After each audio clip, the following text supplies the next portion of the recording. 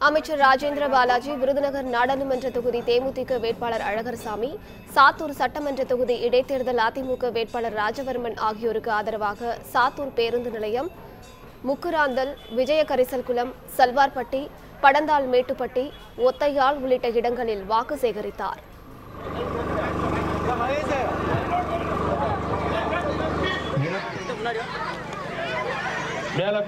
கிராமத்தைச் சேர்ந்த காங்கிரஸ் கூட்டணி 10 ஆண்டுகளாக ஆட்சியில் இருந்தும் தமிழக மக்களுக்கு எதுவுமே செய்யவில்லை என்று துணை முதலமைச்சர் ஓ பன்னீர்செல்வம் தெரிவித்துள்ளார். ஈரோடு நாடாளுமன்ற தொகுதியின் அதிமுக வேட்பாளர் மணிமாறனை ஆதரித்து தாராபுரம் அடுத்த மூலனூரில் நடைபெற்ற பொதுக்கூட்டத்தில் பேசிய அவர், 2023ஆம் ஆண்டிற்குள் தமிழகத்தில் உள்ள அனைத்து ஏழை எளிய மக்களுக்கும் தரமான கான்கிரீட் வீடுகள் கட்டித்தரப்படும் என்றும் கூறினார். 2023ஆம் ஆண்டு தமிழகத்தில் வாழ்கின்ற ஏழை எளிய மக்கள் அனைவருக்கும், குடிசையில் வாழ்கின்ற மக்கள் அனைவருக்கும் தரமான கான்கிரீட் வீடுகள் கட்டித்தரப்படும் என்பதை இந்த நல்ல நேரத்தில் தெரிவித்துக் கொள்ள கடமை. அதிமுக கூட்டணியில் தங்கள் கட்சி சேர்ந்ததை கண்டு திமுக தலைவர் மு.க. ஸ்டாலினுக்கு ஆத்திரமாக வருவதாக பாமக நிறுவனர் டாக்டர் ராமதாஸ் தெரிவித்திருக்கிறார். விழுப்புரம் மக்களவை தொகுதி பாமக வேட்பாளர் வடிவேல் ராவணனை ஆதரித்து திருக்கோவிலூரில் பரப்புரையில் ஈடுபட்ட அவர் இவ்வாறு கூறியிருக்கிறார். அவ்வளவு ஆத்திரமாக வருகிறது இந்த கூட்டணியிலே பாட்டாளி மக்கள் கட்சி சேர்ந்ததனாலே.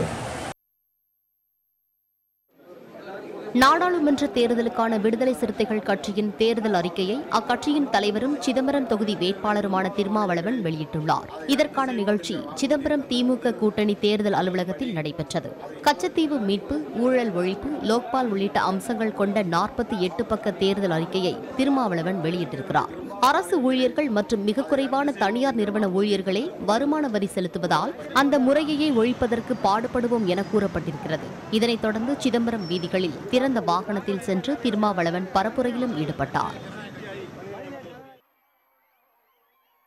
ஜிஎஸ்டியை மறுசீரமைக்க வலியுறுத்துவோம் என்றும், துரைமுருகன் கொள்ளையடித்த பணம் மொத்தமாகவே வெளியே வந்து கொண்டிருக்கிறது என்றும் தேமுதிக பொருளாளர் பிரேமலதா விஜயகாந்த் தெரிவித்துள்ளார். கடலூர் மக்களவை தொகுதியில் போட்டியிடும் பாமக வேட்பாளர் இரா கோவிந்தசாமியை ஆதரித்து அவர் பேசினார். புவனகிரி, நெய்வேலி, காட்டுமன்னார் கோவில் ஆகிய இடங்களிலும் பிரச்சாரத்தில் ஈடுபட்டார்.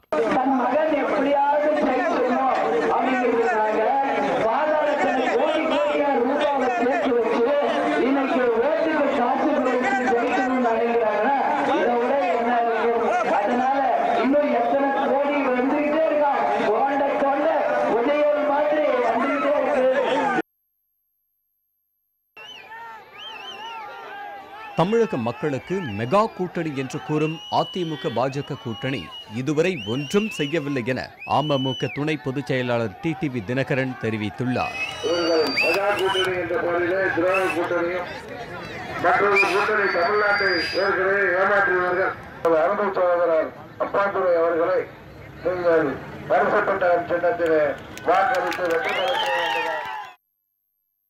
திண்டுக்கல் மாவட்டம் வேடச்சந்தூர் பேருந்து நிலையம் முன்பு கரூர் நாடாளுமன்ற தொகுதி வேட்பாளர் மு. தம்பிதுரைக்கு ஆதரவாக நடிகர் அனுமோகன் பரப்புரையில் ஈடுபட்டார். கேரளாவில் எதிரெதிர் அணியில் போட்டியிட்டாலும் காங்கிரஸ் கட்சியை தாங்கள் நண்பர்களாகவே பார்ப்பதாக மார்க்சிஸ்ட் கட்சியின் மாநில செயலாளர் பாலகிருஷ்ணன் கூறினார். மயிலாடுதுறை நாடாளுமன்ற தொகுதி வேட்பாளர் சே. ராமலிங்கத்தை ஆதரித்து கும்பகோணத்தில் நடைபெற்ற பொதுக்கூட்டத்தில் அவர் இவ்வாறு பேசினார். நடைபெறவுள்ள தேர்தலில் காங்கிரஸ் அமோக வெற்றி பெற்று ராகுல் காந்தி நிச்சயம் பிரதமராக பொறுப்பேற்பார் என்று உதயநிதி ஸ்டாலின் தெரிவித்துள்ளார். நெல்லை நாடாளுமன்ற தொகுதி திமுக வேட்பாளர் ஞான திரவியத்தை ஆதரித்து பேசிய அவர், தமிழகத்தில் நீட் தேர்வு தடை செய்யப்பட வேண்டும் என்றும் வலியுறுத்தினார். மக்களுக்கு தேவையான அத்தனை திட்டங்கள், நீட் தேர்வு ரத்து, விவசாய கடன் தள்ளுபடி, கல்வி கடன் தள்ளுபடி, கேஸ் சிலிண்டர், பெட்ரோல் விலை குறைப்பு